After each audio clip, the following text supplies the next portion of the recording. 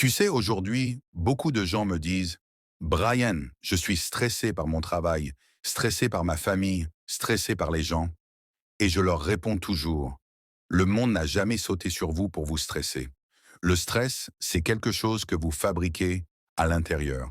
Si tu comprends profondément cela, tu tiens déjà la clé pour te libérer».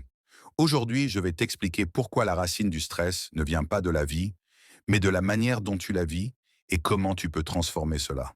Le stress ne vient pas de l'extérieur. Regarde, il y a des gens qui vivent exactement la même situation que toi, mais eux ne sont pas stressés. Ils sont peut-être dans le même bus, le même bureau, la même maison, mais ils ne produisent pas le même chaos intérieur. Alors où est le problème? Dans le bus? Dans ton patron? Dans ta famille? Ou dans ta manière d'interpréter la vie? Le stress n'est jamais une réaction obligatoire. C'est une réponse interne, créée par un mental qui n'a pas appris à être ton allié. Quand j'étais plus jeune, j'ai passé plusieurs jours seul dans les montagnes du Tamil Nadu.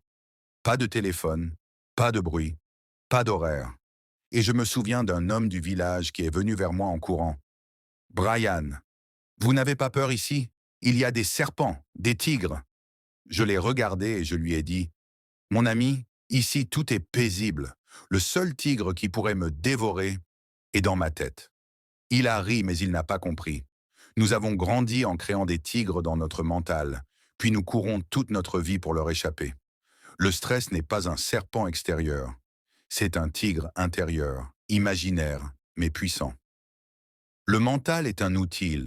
Ton mental est un instrument magnifique. Mais si tu le laisses fonctionner sans contrôle, il devient comme un couteau qui tourne contre toi. Le stress apparaît quand ton mental devient ton maître, alors qu'il était censé être ton serviteur.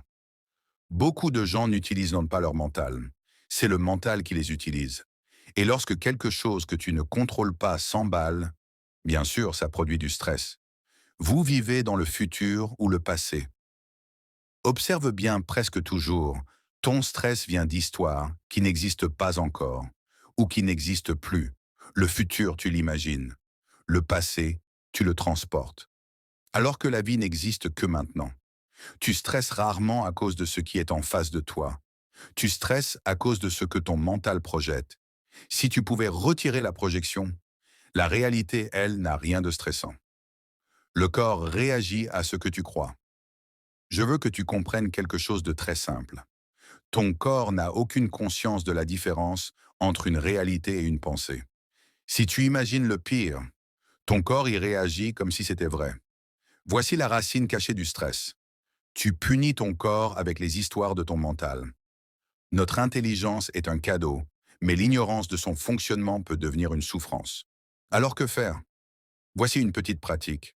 Assieds-toi, ferme les yeux, inspire profondément et demande-toi simplement, en ce moment précis, qu'est-ce qui me stresse réellement? Ne tombe pas dans l'histoire que ton mental raconte. Non. Regarde ce qui existe réellement dans ta vie, pas dans ton imagination. Tu verras, dans 90% des cas, il ne reste rien. La vie n'est pas stressante. La vie est simplement intense. Elle devient stressante uniquement quand tu ne sais pas comment danser avec elle.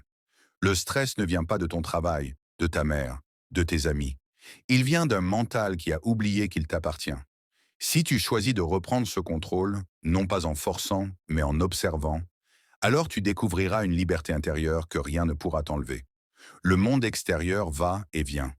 Mais si ton intérieur devient paisible, ta vie deviendra non seulement belle, mais profondément joyeuse.